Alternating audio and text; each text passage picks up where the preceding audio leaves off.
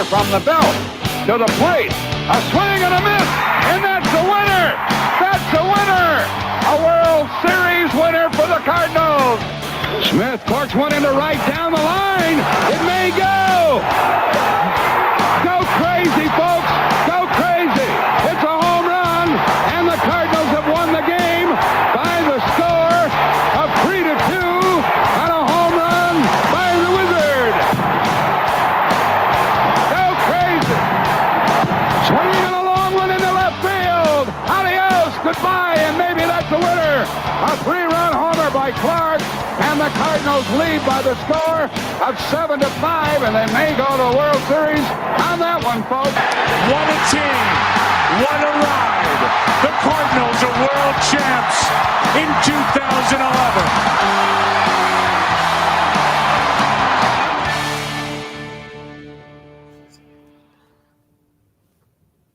Welcome to That's Winter Podcast. I am Ryan Jenkins, and with me tonight is Kyle Peach. All right, Kyle, so let's just jump right into it. The St. Louis Cardinals have won 5 straight, which is obviously the most they've had all season, breaking the previous 2 times. I think they've had twice this season was 4 wins in a row. Is this a mirage? Is this just, the team got hot for a moment, or is this really who they were supposed to be from the start? Hi, how you doing? Good evening. Good to see you. The heck with all that, right? So that's what we're here to talk about, right? Is this 5-game surge for the Cardinals' biggest winning streak of the season? You talk about trading everybody and everybody suddenly plays well, or is it that we're playing teams that aren't very good and we're just happening to be a little bit better than they are at the bottom of the barrel? That's the big question. You know, the questions everybody's asking. The Cardinals have pretty much called themselves sellers at this point, pending the trade deadline. We're not in last place. We're on a 5-game winning streak, best of the season. We got to still be sellers at the deadline, right? We still need pitching. The pitching is not good enough as it sits to get us where we want to be, which is the postseason, which I'm shocked beyond shocked if we get there at this point this season. I think it's all about postseason 2024 and beyond. I think we've still got to be sellers, right? At this point, surely you agree. Well, I don't. Here's the thing. Can we go with sellers? Yeah. Yeah. Have they ever said they're sellers? Now, I've read the same quotes. I've listened to the same quotes. I've listened to the interviews. In the national media and the local media, they all say the Cardinals are obviously selling. I haven't heard that. And the Cardinals have never been sellers, right? We've never seen it. I mean, in 2007, this is when they're the worst since then. They were never even sellers then because they're coming off of a high, the high of winning the World Series in 2006. I think it will be a combination of buying and selling. But when we talk about selling, I'll talk about the tweet a little bit that I put out today. And it's got a lot of hubbub going along with it. People are don't agree. Oh, and a lot of people do agree. And I don't think that, let's see, this is what I wrote. I'm sorry. I don't understand selling Jack Flaherty, Jordan Montgomery, and Jordan Hicks. This team is in such a pitching deficit, I would sell a middle infielder and an outfielder before I touch the pitching staff. The fix isn't coming from a trade unless it's blockbuster. The fix will need to happen as a free agent, multiple free agent signings at that. I would improve the bullpen and a number and 4 or 5 starter with those position players. And so my question is, if you're selling, yes, you would be selling Jack Flaherty, Jordan Montgomery, Jordan Hicks, Tyler O'Neill, Dylan Carlson, and then probably a Donovan or an Edman or a Gorman even.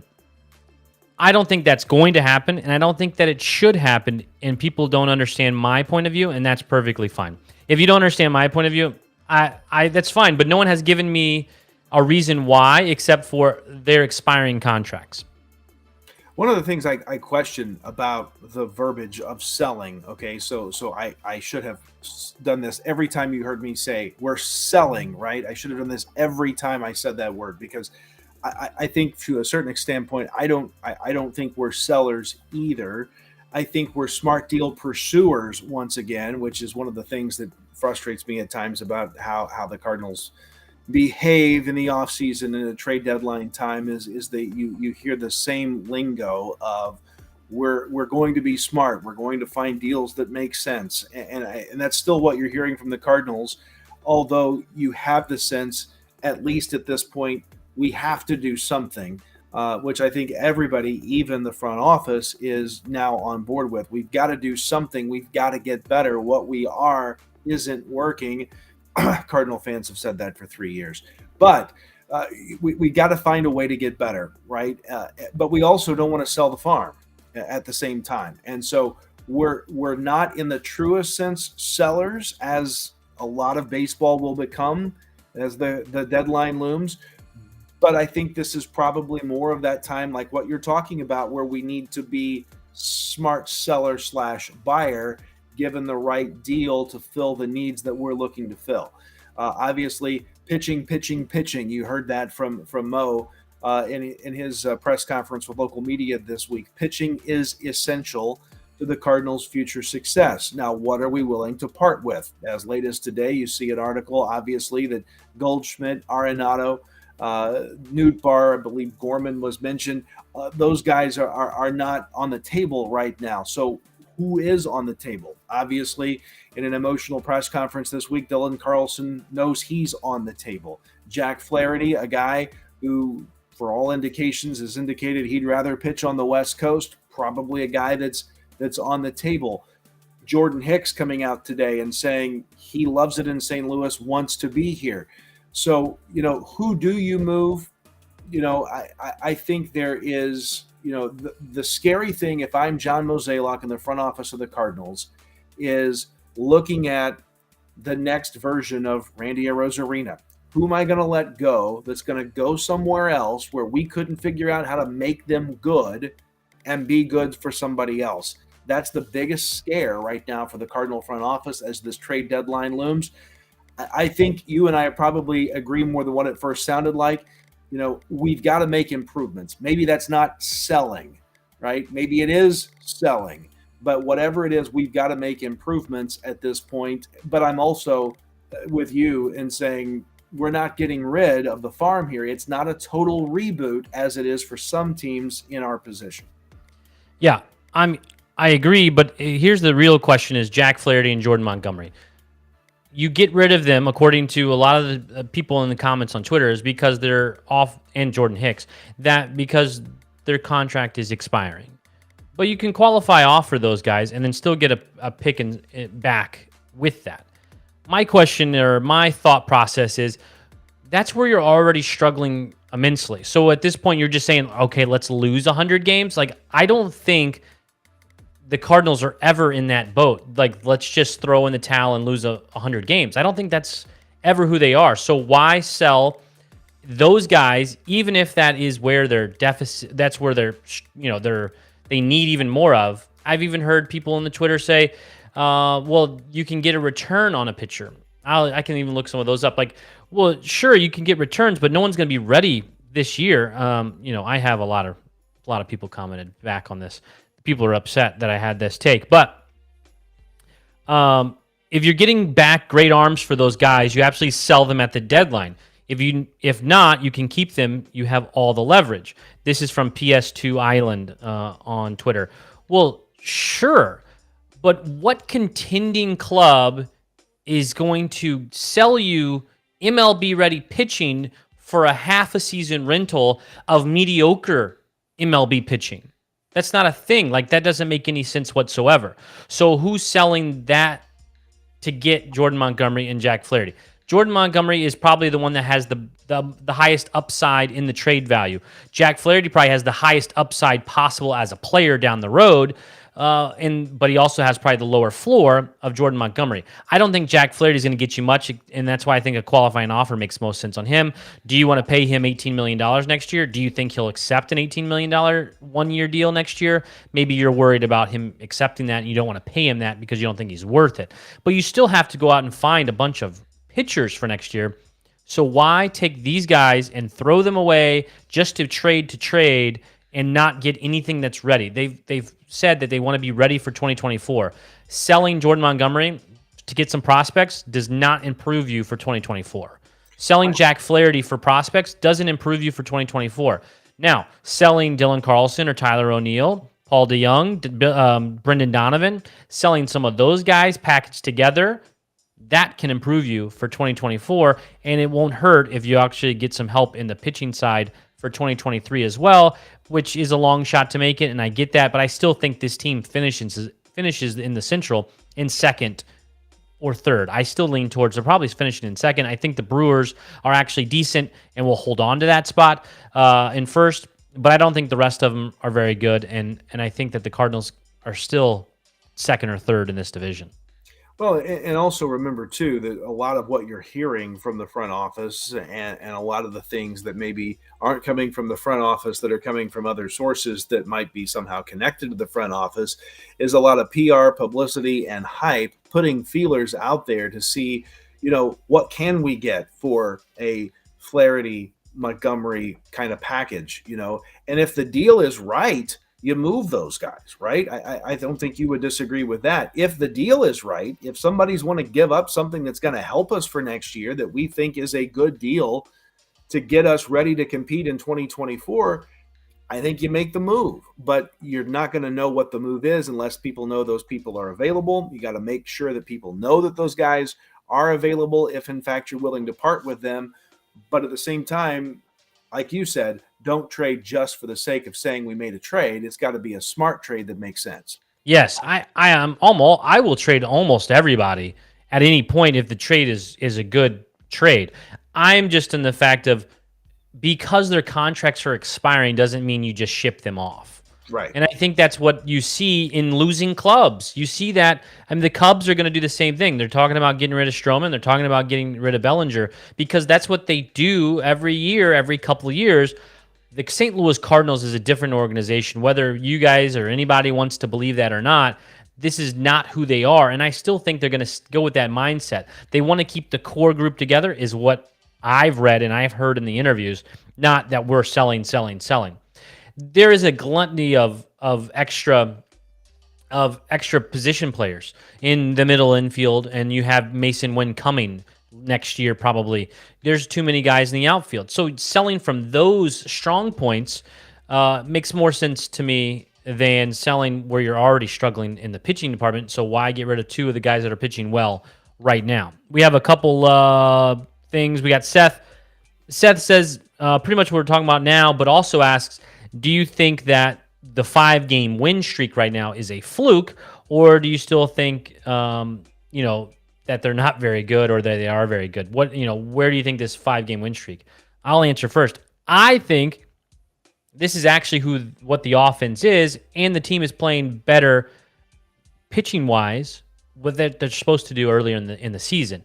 I think also the Reds, the Cubs, and the Pirates overachieved early in the first half and made the Cardinals look even worse. Do you think, you can answer this question of that Seth put out there if you want, Kyle, but also I'll follow up with this. Do you think the Cardinals would even talk about selling if they were sitting in second right now in the similar deficit, let's say 8 to 10 games where they sit right now, but they're actually in second place and not in fourth? Here's the interesting thing. First to your question that you just brought up, because that's a really good question. I think we're sitting in the same position talking about the exact same moves, but with different lingo, right? I don't think it would be perceived as selling. I think it would be we're going to look to make a strategic move that makes us better. I think that's what you'd be looking at if you're in a second place kind of scenario where you've got an outside chance. Who knows? Maybe we do an outside chance of getting back into playoff contention. Maybe that's the lingo. As to Seth's question, do I think this is a fluke?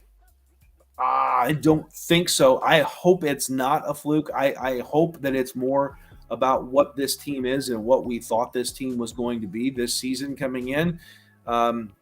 You do have to look at the competition factor a little bit, and you also have to take a look at the fact that we're coming off a break. We're coming off a time where the team had to reset. We're coming off a time where management has said, we're going to make moves to get better.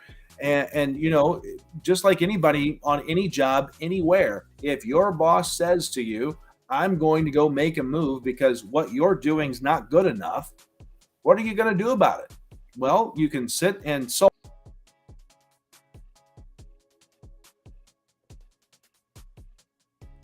I think we were losing Kyle there. Is frozen. So I'll fill some time if Kyle's just gonna be frozen. Let me kick him out here for a second and see what happened. But so I think to his point is, the moves that we need to make are there, and how you make them is what is going to be the difference. Kyle's reconnecting now. Let's see if I can bring him not frozen. Hi. There he is. Okay, good. You're back. All right. So I don't know what all you missed. It was really good what I had to say while we weren't connected.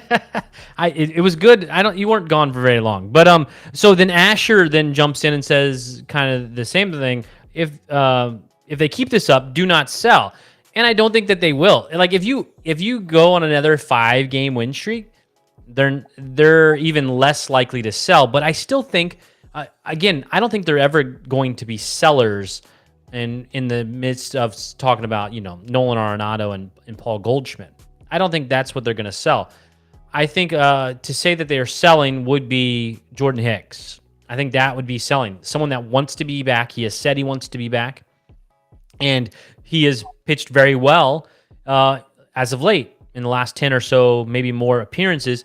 That would be a signal that they are doing what I would call the higher end of their selling that they would think about. So if they would win 5 straight more, 10-game win streak, they'd be within, a handful of games of first place.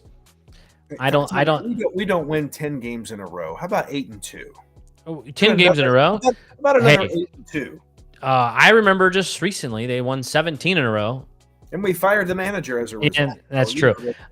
Yeah. So, I mean, and someone else asks, this is from our private Facebook group. That's a Cardinals winner. Please join that group. And it's a private group. But this person, it doesn't say who they are because it's a private group, but says, does anyone out there even want Cardinals players?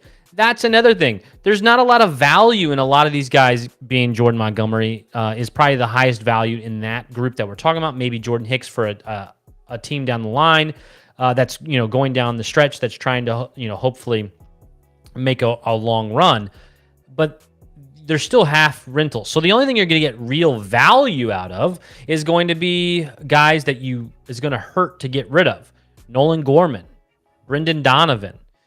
Maybe even Dylan Carlson, Lars Nootbaar. Those are the ones that are going to be hurtful and talk about, actually selling. And I think on that line of it, that's who some teams would be those named guys. But that also is where you get the big return. So let me ask. Let's see. We got Will is asking a question. I haven't read it, so let's put it straight up on there. Good time for a shakeup trade like 2011, Colby Rasmus, Trevor Millier, Brian Talent, PJ Walker, Octavio Tell, Edwin Jackson. I mean, that was a huge trades that moved a lot of it was a bunch of little trades that moved a lot for the bullpen and solidified that bullpen. Do you think that, I think that's something that you're going to see, but who's the big name that you think would be sold? You have to have a big name that has to go in some shakeups. And I think personally, it would be an absolute 100% mistake to get rid of Nolan Gorman. I mean, I would value Paul Goldschmidt, Nolan Arenado, probably flip those two. Nolan Arenado, Paul Goldschmidt, and then probably Walker, and then Nolan Gorman as the top 4, untouchable unless the deal is just amazing in front of you, guys that I would not be moving. After that, I think there's a gap of who I wouldn't be moving, but I think the biggest name that I would see going would be Brendan Donovan. And I've been saying that since last year. I said I would have traded him last offseason because that's when his peak was probably at, and he wasn't a highly touted prospect. He's older. He's a late bloomer. He's someone that they didn't expect to be here, and this may be a flash in the pan, a la Paul DeJong, which we then signed and are stuck with that contract. So I think that's where you have your biggest value because the upside's there. Even if Tommy was healthy and available, I don't think you get near the same return that you would for Brendan Donovan. That is who I would be looking to get rid of if I'm looking for a big splash move. I think that makes a lot of sense. I think you have to look at this from a standpoint of the Cardinal front office. we're not used to being in this position. We quite frankly are shocked we're in this position. So by the way, is all of Major League Baseball. You look at a lot of the headlines from ESPN and other sources, The Athletic and others. Biggest disappointments of the first half of the 2023 season, and the Cardinals are right up there at the top of the list. Nobody expected us to be here. We're surprised that we're here. We didn't think we would be here.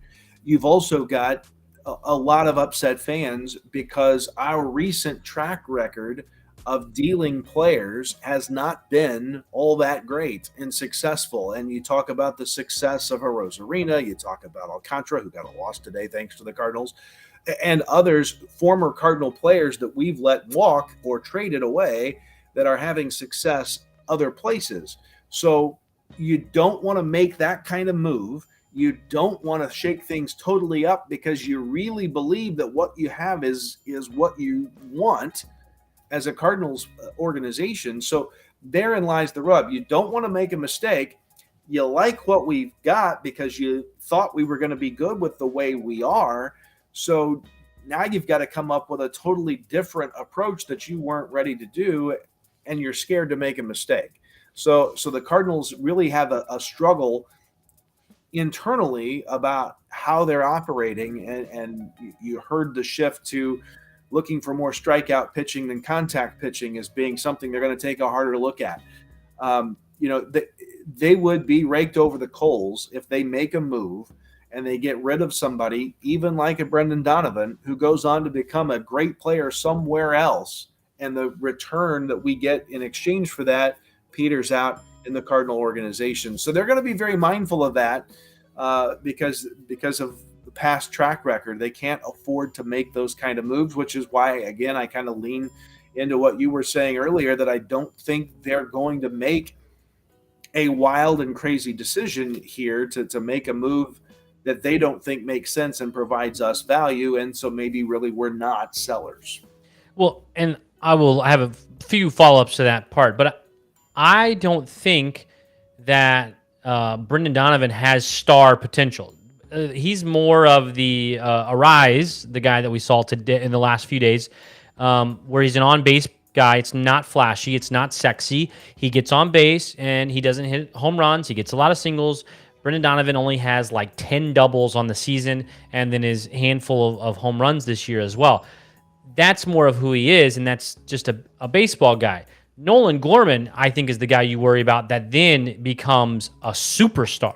We're talking about Jordan Walker, superstar. He's obviously in that same realm of that conversation. I don't think Brendan Donovan upside is anywhere close to any of those guys. I think Dylan Carlson's ceiling is higher than Brendan Donovan. Tyler O'Neill's ceiling is higher than Brendan Donovan. Like, all those guys' ceilings are much higher. So I'm not as worried about Brendan Donovan turning into this big giant star. But then I also follow up with this. They're scared to make a bad move, which is scary in itself, that then they're second guessing themselves in the moves that they're going to be making. Then that's worrisome. So then as fans, do you second guess John Mozeliak and Bill DeWitt and the whole front office into making the right move? Like, do you trust them to make the right move? We've heard a lot of fire Mo, fire Mo. It's kind of died down over the last 10 days because they've been playing better and obviously winning like 8 of 10 now or something like that. So do you trust John Mozeliak to make the right move right now? I think a couple of points to that. One is 2011 is not 2023. And I think that's something that everybody's got to keep in mind, including John Mozeliak in the front office. What worked in 2006 and 2011 is probably not going to work in 2023. We talk a lot about the Cardinal way, and I love the Cardinal way. And I think that's something we've got to stick to, but we've got to adapt. And maybe we've not adapted. I don't know about maybe. We have not adapted to the point that we need to keep pace with the game in 2023, and that's kind of showing in the results.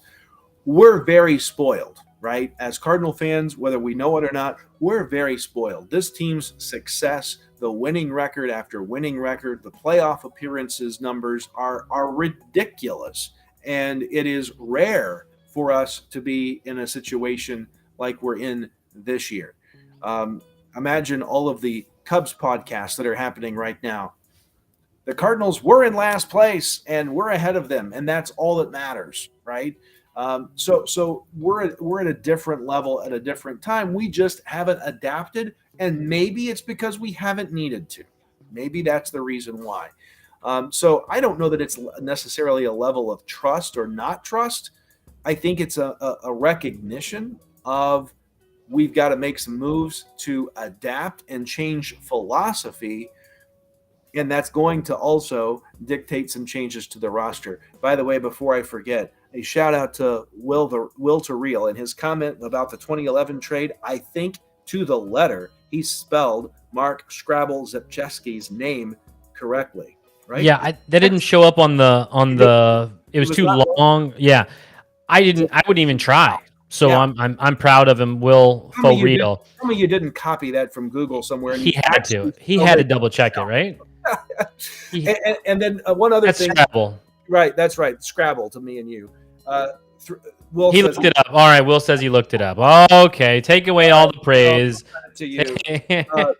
Throw up Joseph Brown's comment on Facebook if you can. He talks about, I think losing Yadi's a big problem with our team this year. Hopefully we're starting to starting to work things out. I think we don't need to trade anyone, maybe pick up a starter and reliever. I don't know that I agree with the last part of that, but I agree with the first part of that. And I think that as a nation, Cardinals Nation probably didn't put enough value into the loss of leadership this team experienced coming into this season. No Yadi, no Pujols. We have a relatively new manager, new pitching coach, new hitting coach. How do we know what we are at that point, right? And we're relying on Goldie and Arenado to step up and fill the roles that have been occupied for a long time of Yadi and Pujols. Maybe they're getting there.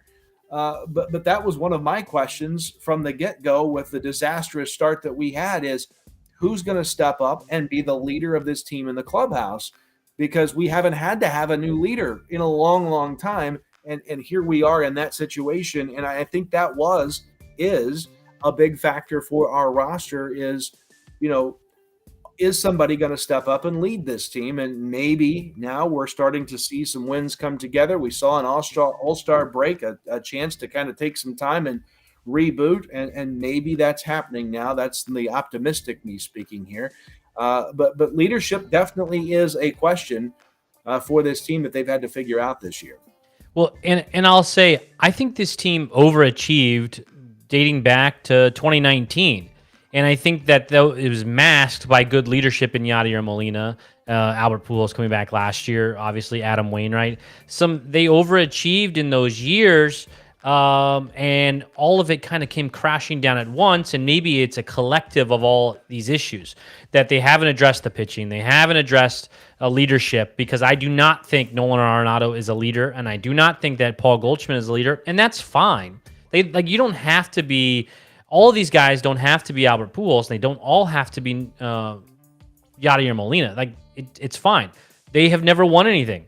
If I want someone that's a winner, that can be leading the way. I thought, and I think the Cardinals thought, that Wilson Contreras could be that guy or be a version of that guy because he's actually won something that only Adam Wainwright and Wilson Contreras can talk about on the entire team.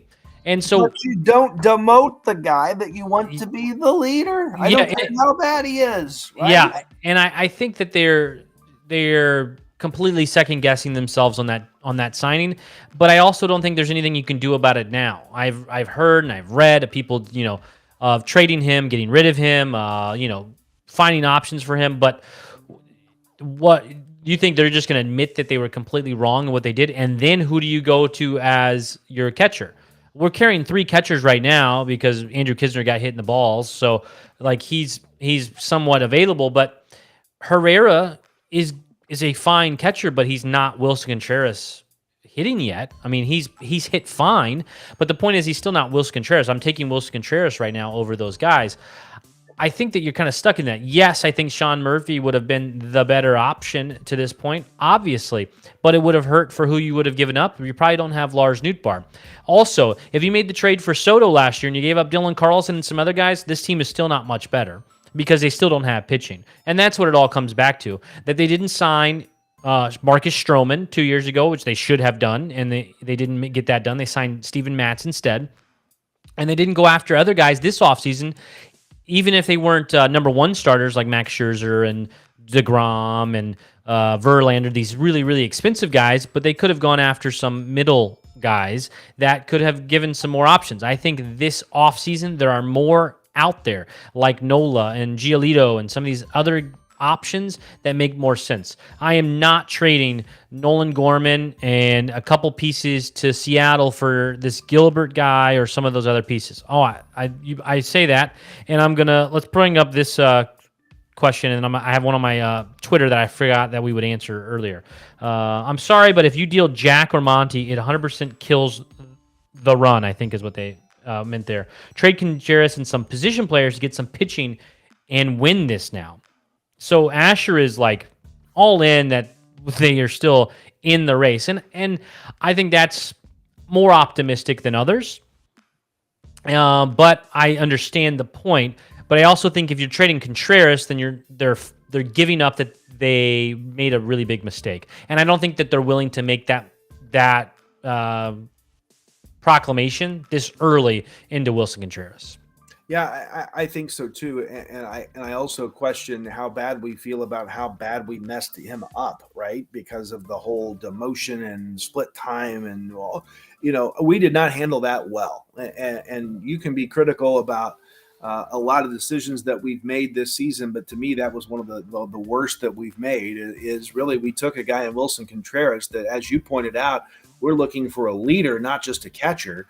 And you think he's going to be that guy, and the first thing that you do at the sign of trouble is you don't send him down, but you demote him in essence and make him feel chiefly responsible. That messed that guy up because that's not who he is and what he's used to being.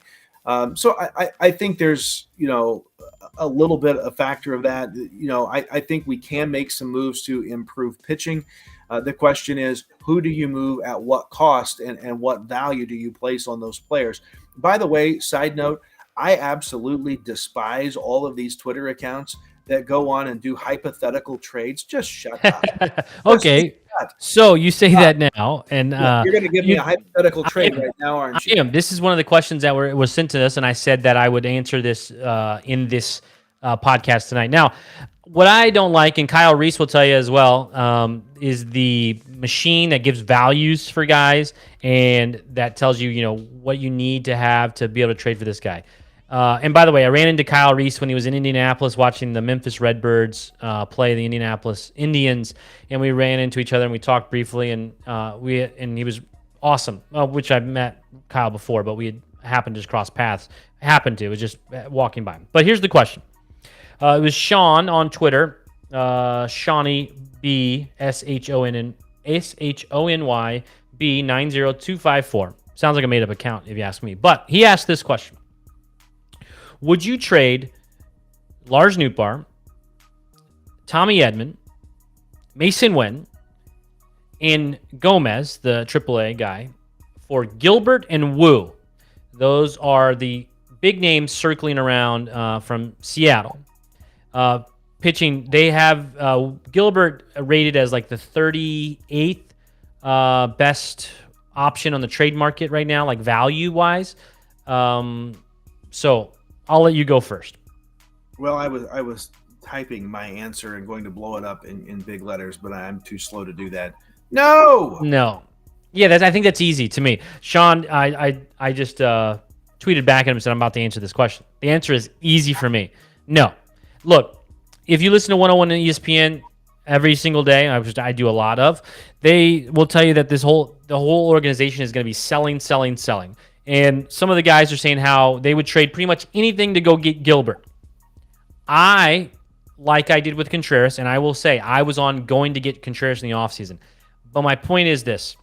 I am all for solving the problems with money because it's not mine, right? Solving it by going and getting the answers in NOLA and other free agents. I can't think of them at the moment that will be there in the offseason.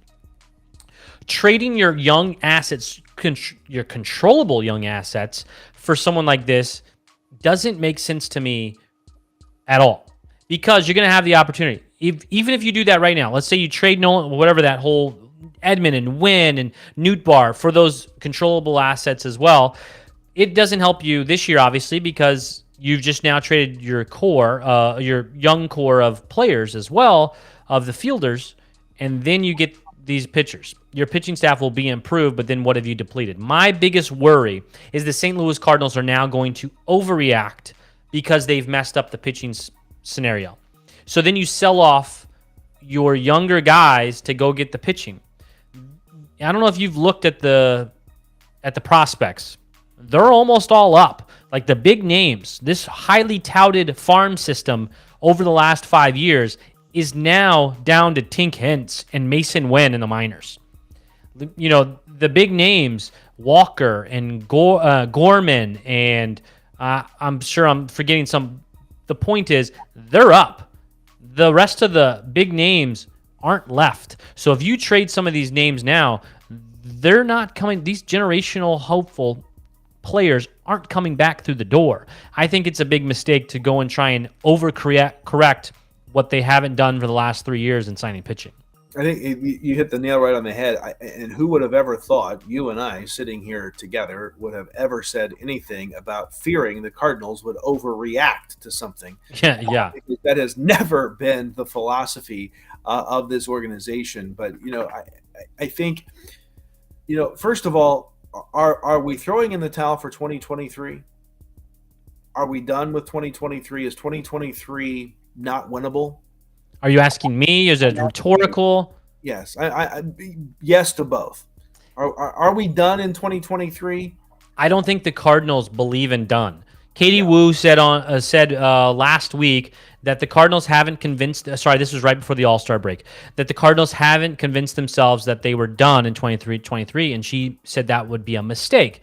And I don't look. This is the worst season the Cardinals have had in 20 years, right? I think that's fair to say. I'm trying to think 2007, and then before that would have been in the earlier 2000s, right? I'm trying to like 01, maybe 2000-ish. Would be the worst time. And I still think this team, as it sits today, you do nothing to it, still finishes second or third in the division. And that's the worst team in 20 years for the St. Louis Cardinals. This is abnormal for the Cardinals, but this is who the Cardinals are. They aren't the Pirates and the Reds and the Cubs. They're not dweller teams. That's not where they are, and that's not where they belong, and I still don't think that's where they'll end up if you didn't touch the team. If you left this team alone, I do not think they finish third, fourth, or fifth. I really don't. I think they still are a second-place team, and that's because those other teams overachieved early. We've talked about this team, everyone, media, over the years and years and years, and I don't like this because I don't know how you attach this, but the Cardinals are a second-half team. All the players are different, so I don't know how they're a second-half team always, but it's already the second half, and they're already playing better. So, yes, I think they are going to play better this second half, and I think they're going to be better. Am I throwing the talent on 2023? Well, what does that really mean? I'm not selling. I think they finish second and then close to 500 still. I really do, and I think that's just because the team just really underachieved early, and I think the other teams overachieved and made it look even worse. There was a graphic that was published, I think it was right before the All-Star break, that talked about record in one-run games. Yeah, okay. And blown saves for that matter. You flip. They did an analysis across all of baseball, and they said if you take and flip the records of teams in all of baseball in one-run games, where would they be? The Cardinals would be right now sitting in second place in the division if their record in one-run games was flipped. So, we talk about how bad it's been. We talk about let's get rid of everybody, fire people. It's time to make moves. We're also talking about a little more luck in one-run games, a little better managerial skills in one-run games, a little bit some things in one-run games, and we're not nearly in a situation that we are in now. But we just didn't get the luck. We didn't get that timely hit. We didn't get that timely move in a lot of these one-run games, especially early, and that's the hole we're in. Are we throwing in the towel in 2023? I don't think so yet. However, the good news is I think we're finally recognizing the time to make a move is now. We've got to do something because we're not where we want to be. I think we're closer to where we think we should be than maybe we realize we are with the record that we have, if that makes sense. But at least now the two things are kind of combining. We're not out of it yet completely, although we're in a pretty big hole, but we are also recognizing the time is now to make a move. I think when we look at this, the Cardinals are in a different position. Sorry, someone's loving Kyle, so let's put that on the screen immediately. Great point, Kyle, expressing the one-run games we've lost. I mean, I think that it shows how bad this team is in the bullpen. Ryan Helsley, Giovanni Gallegos, Yenesis Cabrera, no longer on the team. Who else? I'm trying to think of guys last year that were really good. Like Ryan Helsley was a all-star last season. And Giovanni Gallegos was locked down. Yenesis Cabrera, like these guys over the last few years were very, very, very good. And then all of a sudden, they're not this season. That's the big issue, is not doing well in 2023 in the bullpen, obviously, with all the blown saves. And that then gives up the lead that the Cardinals got. And then obviously the starters didn't start off well. I think that this team is much better than they've said. I've said that all year, to be honest, that this team is much better than they've shown. They're much better than they've shown. They're much better than they've shown. And I think they're going to start finally showing that, and they have right now. You play the next 8 of 11 games against the Chicago Cubs. 8 of 11. So if you're actually much better than that team, which I still think that they are, much better than that team, then you're going to leapfrog them over the next 10 days. Well, because I think they're 2 games away from the Cubs now. So then you're going to go to third place, I do believe, in that division right there. So what does that look like for the Cardinals? Again, I don't think the Cardinals are even talking about selling if they're in second place and they're still this many games out of first. I think the overachievement of the Reds, and I still do not think they're good. I think that this is, and they've lost 6 of 7 now. They won today. Everyone won in the division today, by the way. But the Reds lost 6 straight, ending that today. And I just don't think that they're very good. And I think the Cubs are obviously not very good. And the Pirates, they were supposed to be better this year, but they lost one of their best players, if not their best player, early on in the season.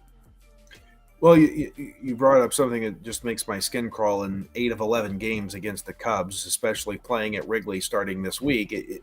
I hate playing games there. The weirdest crap happens there all the time. We'll hit a home run. In so many day games. Tomorrow is the only night game there.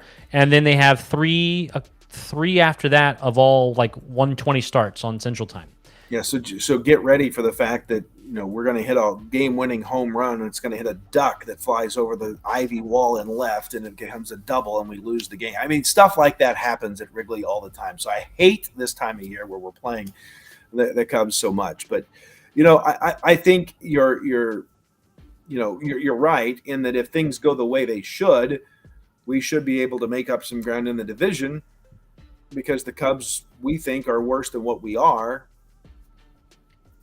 This is the opportunity. This is the chance to prove to prove that the Cubs, you're better than the Cubs, is right now. Obviously, it's the only time that the Cubs are even coming to St. Louis this season. This one time, so that's in the next 8 days, because they go 4 and then 3 and then back with 4 again with the Cubs. So you obviously have this opportunity to leapfrog them and pass them by a wide margin. If you play well in those 8 games. So if you are better than them, you're going to. This is the chance to not only pass them, but then also make ground up on the Reds as well.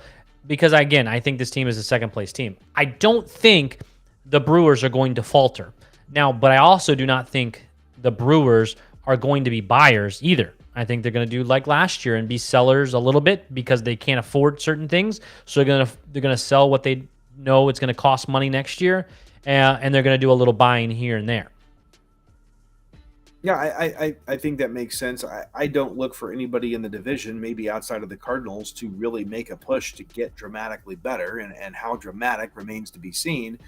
Uh, and I think, as you get into these long stretches where you're playing division opponents, which, as Joe points out, is fewer and far between this year with the new schedule alignment, that you got to make your move when those times happen. When that new schedule came out, quite frankly, I was thinking that somebody's going to win the NL Central this year with a below 500 record. I'm still not convinced that's not going to happen. I was going to say it could still possibly be there. Right. It still could be there. So, I think that's, why I also think we're not out of this thing yet, is because we've got these stretches coming up with teams in the division that we can make some runs and some strides in. But, in a perfect scenario, the Cardinals finish strong. They leave us all feeling more confident than we are right now. We go out, we make some moves. Those moves pay off, at least to get us into a better position this year, and we look more promising heading into next year. Before a comment disappears, I want to talk about Avery Schneider's comment. Yeah, about, I was going to go to that one next. Yes, let me pull that up. Would the leadership in the clubhouse be solved a little bit more if Wainwright was healthy and could contribute more, even though Yachty was a huge factor last year? Yes, I think Wainwright being more Adam Wainwright of old versus the injured Adam Wainwright that we're dealing with this year, and kind of, unfortunately, to a point, an ineffective Adam Wainwright, his ability to lead is hurt a little bit by the fact that he isn't out there, and when he is out there, he struggled. And in essence, we've lost all three of the core leaders from last year's team. So that's a good point too. And should Wainwright have gone out with Pujols and Yachty? Maybe we're finding out. So also, maybe we're finding out another thing outside of these mock trade proposals on Twitter. Another thing that I hate: World Baseball Classic. Go away. Leave the major league season and players alone. The only thing that happens to Cardinal players that go there is they go there, they get hurt, or we get to October and they're crap because they played in the World Baseball Classic. Adam Wainwright, another example, and to that extent, Nootbaar too. And Miles Michaelis had a slow start as well. I will answer this question first, and I think yes, if Adam Wainwright was pitching well and was really good, then his ability to lead would be a lot different. I think that's the big thing. Like, if Adam, even if he's healthy, I don't think it changes it if he's not pitching really well. But if he's out there being a bulldog, Chris Carpenter style, like in 2011 when Chris Carpenter was at the end of his career, and just, I knew whenever in game 1 of that World Series and then game 7 when he came and pitched on a couple days rest, like, he was a bulldog, and I felt pretty confident about what he was going to do. And Adam Wainwright just hasn't been that since last year before, I don't know, August or so. So if Adam Wainwright was back and he was decent enough, if he was, I don't know, just pitching well and not bad, I think that his leadership would be a lot more felt, and it wouldn't be as big of an impact after losing Yachty and Albert, nostalgia from last year. Yeah, you hit the nail right on the head. I don't really have anything more to add to that. It's exactly right. Hey, that's exactly right. I'll take it. There you go. I'm looking at other comments. We have a bunch that I'm scrolling through. I think that might be all of them that we got to.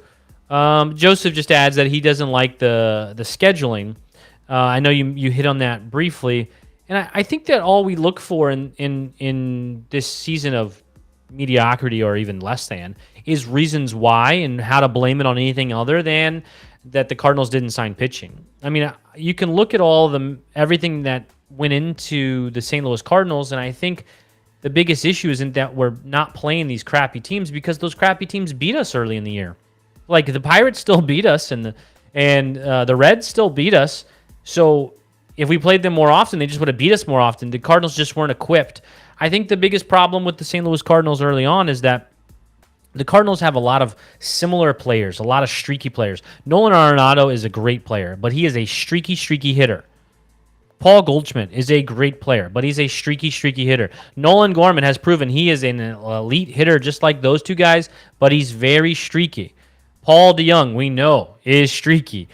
Tommy Edman is streaky. Brendan Donovan has shown he's streaky. Like Tyler O'Neill, who's obviously not been around very much this season, but he is a very streaky player. So whenever you put all these streaky guys on the same team, what happens? Well, if they all get cold at the same time, they're screwed. I'll ask you a couple more questions, Kyle. So Tyler O'Neill gets activated tomorrow.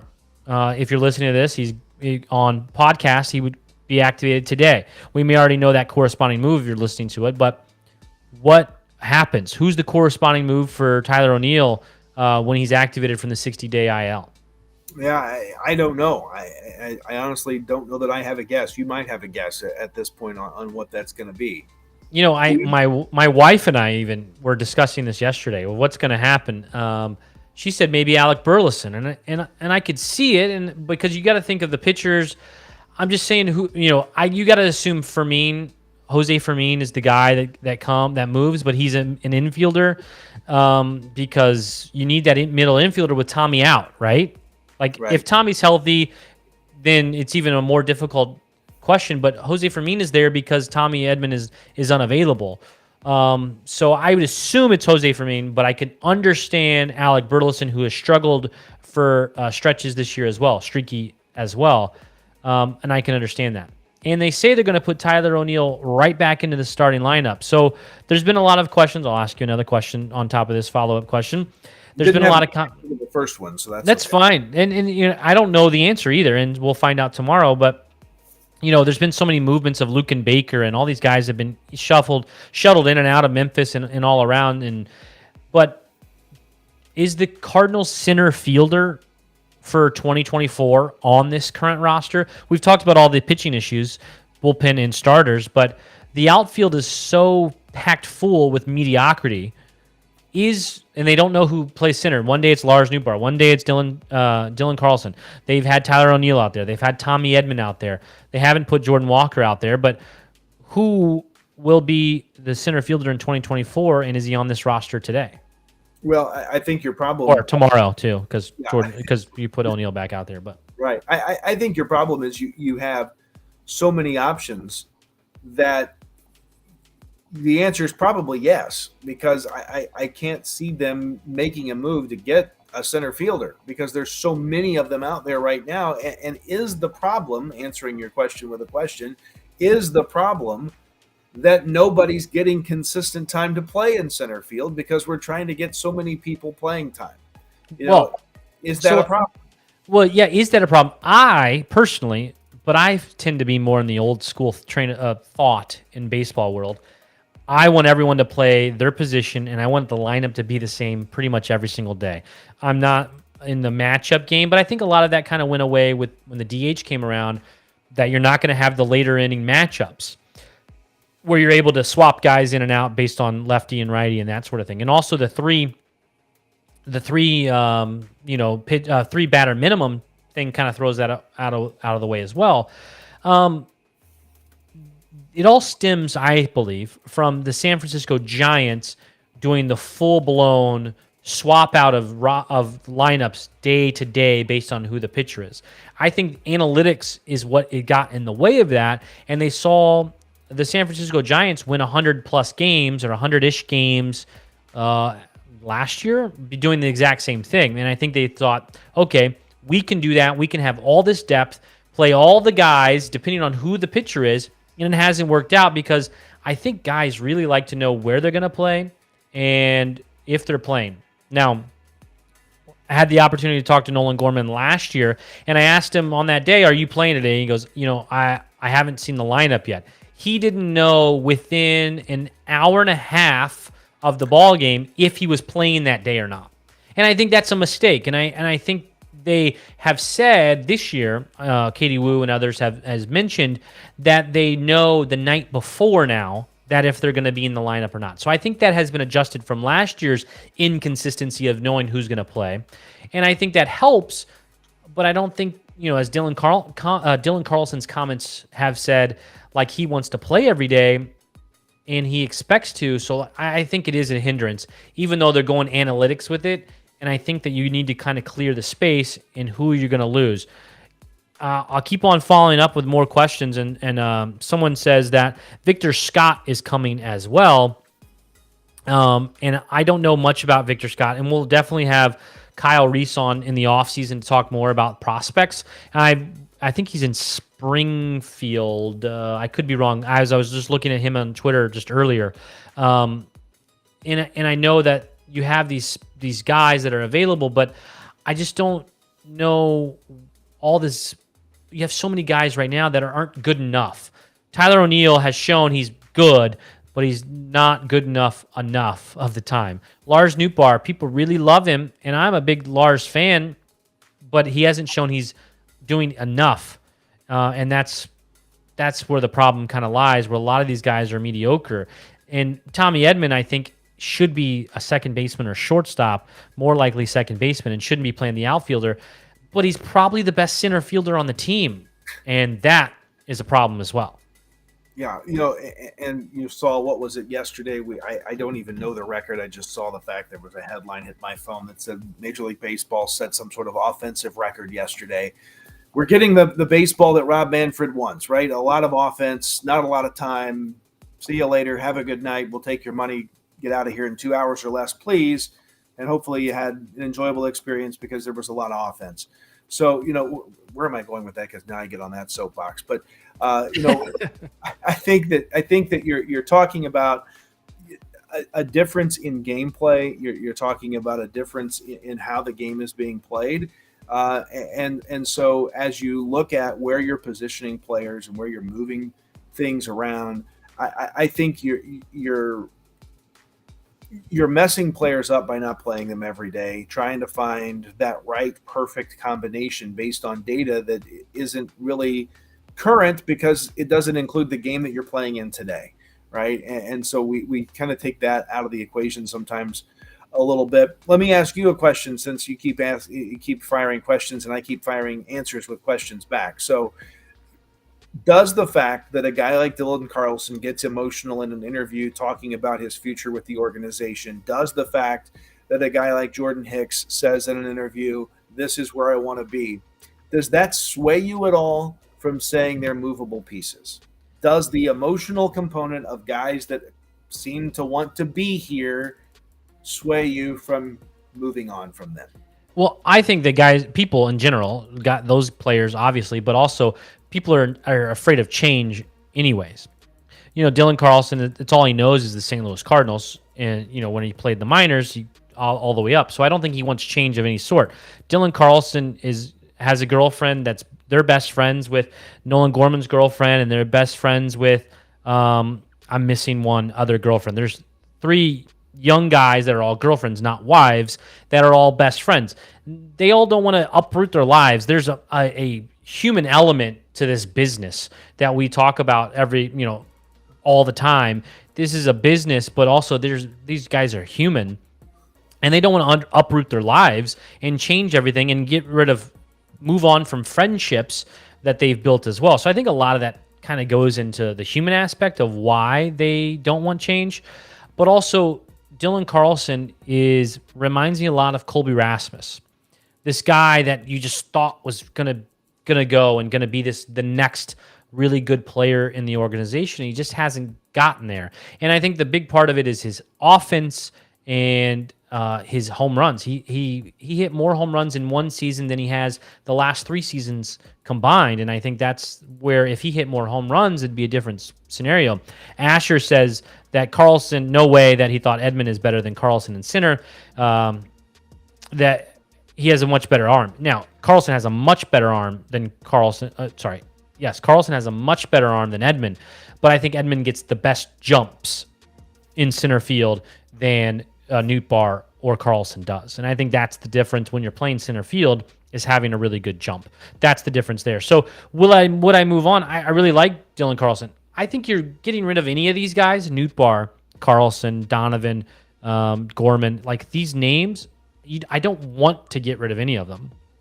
These are guys that you feel like friends or I don't know, family, I don't know, whatever you want to go about it, what you feel for them is when you watch, as I do, I don't know if you do, Kyle, always, but or everyone listening, and if you watch or listen to 162 games that I do, it is different, that it will hurt when you get rid of these guys. Like if they trade Nolan Gorman, I will be devastated. I think it'd be the worst move for the team, and also personally, I don't think it is good as well. But getting rid of Dylan Carlson, it's all about return for me. If I will trade Jordan Walker today, if the return is correct, but I don't think the return is usually going to be worth the squeeze most of the time. Yeah, I think that's hitting the nail right on the head. I think all of these guys, for Cardinal fans, become like friends, right? Because you're around them 162 days out of the year if you're following every day, and they wear the logo of the team that you're diehard fans of, and so you are fans of them. And to see them depart is always not fun, unless they're guys that you want to see go that are causing problems. And really, the only guy that you didn't just rattle off in your list that kind of, to me, has a little angst to him is the guy they're going to put back in the starting lineup when he gets off the injured list, in Tyler O'Neill. So, maybe that's the confident statement trying to say, you're our guy, Tyler. We want you to be here, Tyler, kind of scenario with him, and hopefully he can take off and run with it. But you're exactly right. It's all about what makes the team better, and if we're going to rip the Band-Aid off in any respect and make any kind of move where we send any of our friends somewhere else, it's got to be a move that makes us better.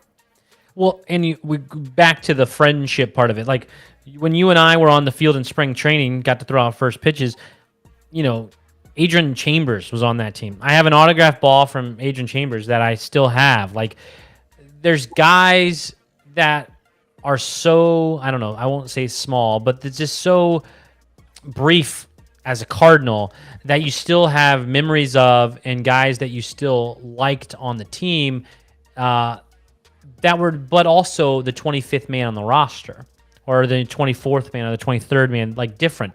When you're playing these guys every couple days and there's so much rotation, these guys, the 25th man is Jose Firmino. Okay, so 23rd guy is still guys that we see a lot. And I think that makes it even more difficult or more different than we have in years past. And we've seen a lot of these guys come up through the organization, which I heard today on the broadcast with Chip Carey, that not a single one of the players for the Marlins on the field was someone that came up through the organization. They were all either trades or they were all signed in free agency. Not a single one came through the organization, which obviously is not the way that the Cardinals build their team. And then, like whenever the Cardinals got rid of Edmundo Sosa last year, he had been with the organization for 10 years. Like, think about that change for these guys. And that Dylan Carlson and Nolan Arenado are really, really close. These guys get close to each other, so then you're losing friends. And Miles Michaelis said it the other night post-game, like, we need to rattle off like 10 wins in a row so we don't see our friends leave. And I think that's like, people don't look at the human aspect of sports in general, and that these are people's lives that we're messing with. And then when we're going online and saying mean things, like Paul DeJong has gotten the biggest stuff on his back from fans. It necessarily is, the human aspect doesn't be thought about. One guy and I were disagreeing on Twitter, and I said, I disagree, but that's okay. Like, at some point, it's fine, and we can all have different opinions, and we don't have to get to the mean part, because these guys are humans, and we got to remember that part, and in the business aspect as well. Yeah, and I'm probably as guilty as everybody else of making comments that I don't really mean, that just trying to express the frustration of a season like we've been in. But at the same point, I sit here and tell you that I know that as Cardinal Nation, we are very, very spoiled. We have been very, very spoiled. We are very, very spoiled. We have maybe the best sports franchise in all of the world in our back door in St. Louis, a little closer to me than to you and Indy. But it's an honor to follow this team, and everybody that dons that uniform. I can scarcely think of anyone who's put on a Cardinal uniform that I wouldn't like to meet, that I don't feel like I know, that I don't feel like for at least a point in time in life I felt was on my side and a good guy. Marcelo Zuna may be at the top of that list. Maybe not right now, but hey, for the most part, these guys are part of Cardinal Nation. They always will be. And we're going to find out sooner rather than later, I guess, who's still going to be around for the next phase of the Cardinal Nation mystique of hopefully a rebound after a dismal start to the season. All right, so before we get to the very, very end of what you want to discuss real quick at the end, let's talk about the next 11 games. Cubs for 4, 3 with the Diamondbacks, and then Cubs for 4 again.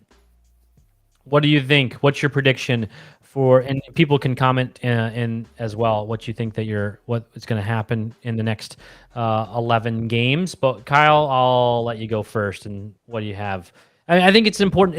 It's to me the most pivotal stretch of the rest of the season. What happens in the next 11 games, I think, dictates how big of moves will occur at the trade deadline. It's 11 games against two teams that are both statistically, record-wise, better than we are. Right? Oh, yes, and also the Diamondbacks, I do believe, are now first in their division. I will double check. No, they're sorry. They are a game and a half behind the Dodgers. So they are 54-42. They're respectable. They lead the NL wild card race right now, if you're wondering something like that. Yes, they are clear by a game and a half of in the wild card. Yeah, so that makes it a tough stretch, because not only are you playing a Cubs team that is by record better than you are, you're playing the first 4 games of a pivotal stretch on the road in the crap hole that is Wrigley Field, and you're also playing a rival who wants to kick you while you're down. So you've got those things working against you. Knowing that the Cardinals are feeling a sense of urgency because we've said we're going to make moves to make this team better, and because these guys don't want to lose friends, I think that's helped propel us a little bit. I was getting ready to say what Gritty said. I think 8-3. That was my number. 8 was my number. That's lofty. That's really, really, really lofty. Okay. Let me say this. If the Cardinals, who are on a current 5-game win streak, then goes out and wins the next 8 of 11, okay? So 9, 10, 11, 12, 13, and what did we say? 3 in the last 16 games. Where does that put them in the division? Second. I think they're already in second at that point. If they're winning, because I think the Reds are free falling. And they obviously did. They lost 6 straight, and now they just got it back on track. They're in second at that point. You're probably talking, if you're on that run, 7-ish back in the NL Central first place spot. If you go 8-11 over the next 8-3 in the next 11. Well, I think is it false hope? I mean, are you just you and Gritty over there just? I just want to pull up one thing. La La Land, is that what you're thinking? We're out here. Hold on. I just want to pull up one thing. There was a stretch. Sorry. Here we go. There was a stretch where I thought this team had turned it around. It was a couple months ago. They had lost. It was the big losing streak. Yeah. It was the big losing streak where they had lost 1, 2, 3, 4, 5, 6, 7, 8 in a row. They lost 8 in a row. But then they went on and won 2, 3 in a row, then lost 1, then won 4 in a row. So they had won 7 of 8, then they lost a game, so 7 of 9. Then they won 2 more, 9, and they lost 2, so they were 9-2. Then lost 1, so 9-3, and they won 2 more, 11-3 in that stretch. I thought they had turned it around. I thought this was the team that we were going to get, and they were on their way back. I think they cut it to 5 games at that point, and then they went on another 1, 2, 3, 4, 5, 6 game losing streak, and then it just went downhill from there. Are you ready? Yeah. Here we go. This is what this team does. By the way, Gritty, hey, it's Kyle, guy on the left. Guy on the left. Guy on the left. I love That's that. Kyle. I love This the is guy. Ryan. It's Kyle. How you doing? What if I do this? Hold on. Sorry. What about now? So that guy, that's Kyle. I'm Ryan. That's guy on the that shouldn't be on the left. Anyway, what I was gonna say was let's just call it what it is. It's the Cardinals. It's that typical let's give fans some life and some energetic feel and think, hey, we're gonna turn around. I'm leaning into that. I'm gonna lean into that hardcore and say we're gonna win 8 of 11. And then we'll have a podcast in 11 games, and I'll be here telling you about how we suck because we went 3-8. well, right? yeah, we're off after that. There's an off day after that stretch of 11 games. There's no off days. Then the next we've been playing how many games in a row, and now there's 11 straight that without an off day as well. Right. There's a lot of optimistic people on this thread that have been commenting all day, even on the Twitter today in the post that I made. There's lots of optimistic people that still think the Cardinals are still in it to win the division. I am not that optimistic. Now, I have been more optimistic than the average person leading up to August or leading up to end of June, I guess. I'd be more optimistic than the average person. I am not that optimistic, but I still do think the Cardinals will take 3 from the Cubs at home, so 3-1 on that last part. I think you hope for a split in the 4 in this one, so that makes it 5-3, and then you hope for a 2 out of 3 there, right? So you would hope, but I don't think that's probably going to happen. So I would say That's 7-4 is where you just ended up. yeah, 7-4, but I think it's probably more 6-5. I mean, I think that's probably more in the realistic. I hope I'm completely wrong, but I think 6-5 is what you're looking. Let me double check. Is the Arizona series home or away? It is away. So you're on the road for 7 of those 11 games. So I think 6-5 is probably realistic. And I still think that's a decent 11-game stretch because you're on the road for 7 games. But I think that's about where it gets. I think that's where anything above that is real gravy. Yeah, I'm just going to lean into the optimism, right? Lean into the hope, lean into the false hope at this point, and hope we can come out of there 8-3. That's my guess. That's my hope. Let's run with that. Let's be positive tonight. I'm just going to quickly address Gritty again. He just got here, he said, so he's late to the party. This entire thing will be on the podcast on Spotify, Apple, Google, available for rewatching on YouTube, Facebook, and Twitter. You can go back through the whole thing as well. The quick answer is no. I don't think Arenado's going anywhere. But anyways, you can always catch the podcast everywhere you can listen to podcasts, but also video-wise, YouTube is always posted up there as well. Kyle, you have this. Here's your cue for your sponsor mentions. Got to get those in. That's Winter Podcast is brought to you by. Don't read the screen. Jersey Flock, Lids.com, Breaking Tea, and Hide It Mounts. I own something from all of those companies.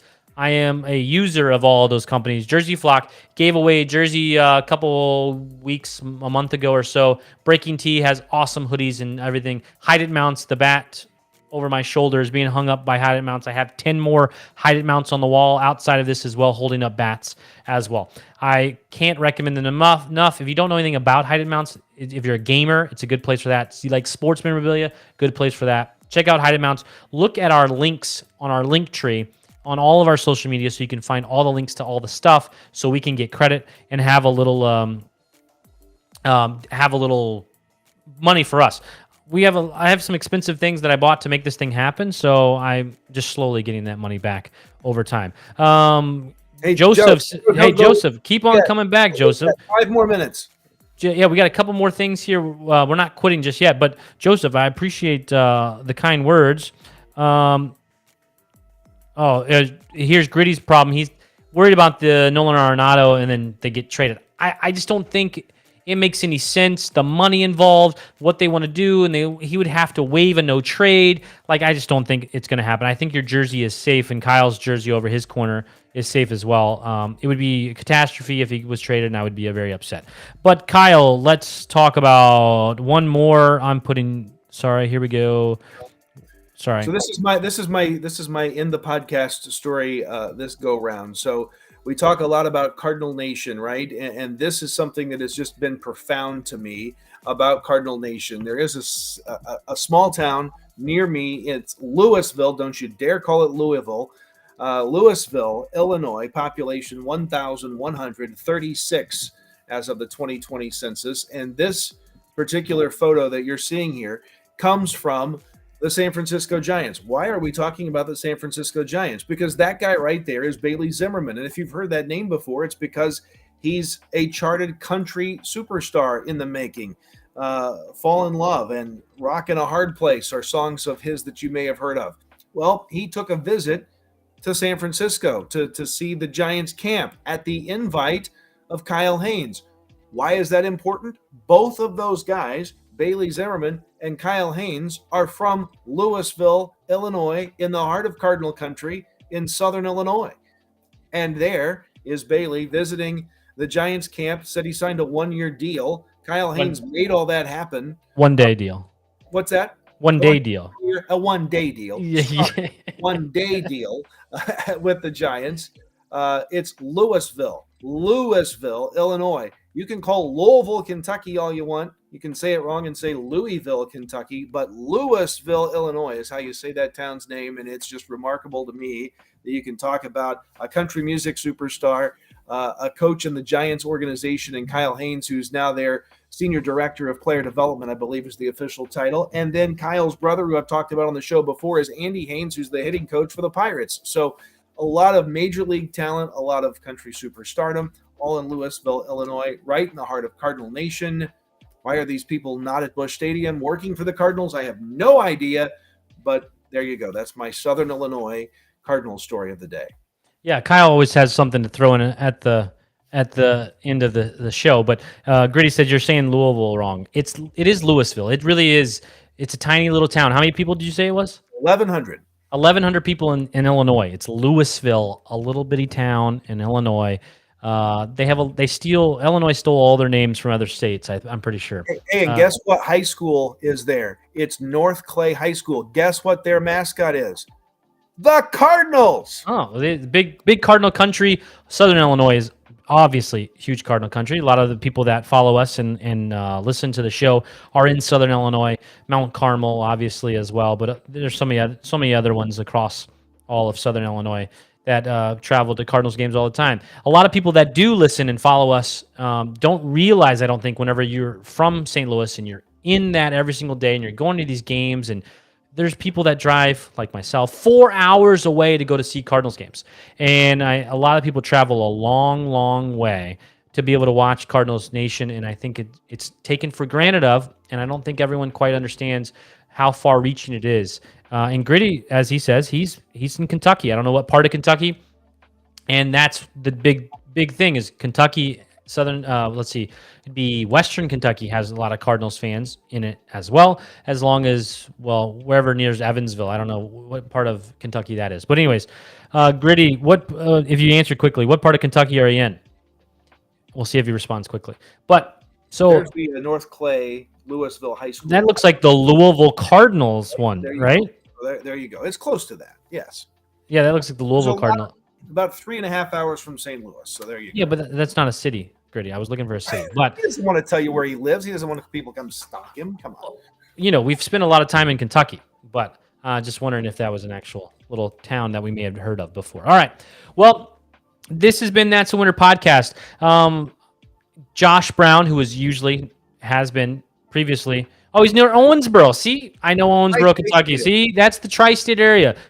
Gritty, I grew up in Evansville, Indiana. Kyle is in Mount Carmel, Illinois, which is in the tri-state area. We know that area. Tri-state trifecta right here. You, yeah. me, and Gritty. Yeah, so he went to the game today, saw an awesome Cardinals winner. Sorry, so Josh Brown is usually on the show. He is still in Scotland. He has been in Scotland since May, and he will be there until August, and he'll come back in August.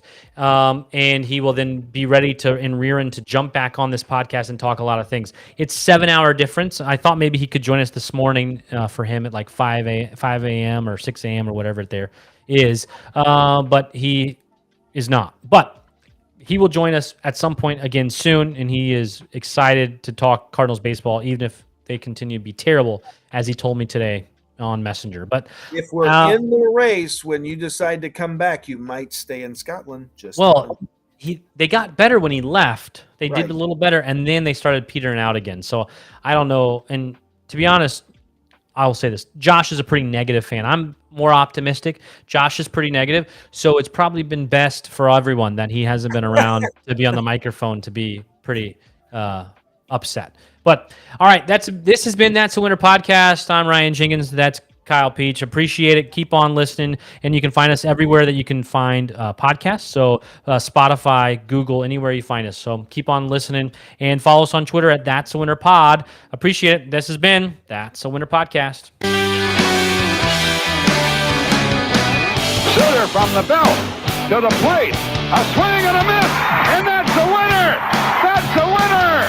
A World Series winner for the Cardinals. Smith corks one into right down the line. It may go. Go crazy, folks. Go crazy. It's a home run, and the Cardinals have won the game by the score of 3-2 on a home run by the Wizard. Go crazy. Swinging a long one into left field. Adios, goodbye, and maybe that's the winner. A 3-run homer by Clark. And the Cardinals lead by the score of 7-5, and they may go to the World Series on that one, folks. What a team. What a ride. The Cardinals are world champs in 2011.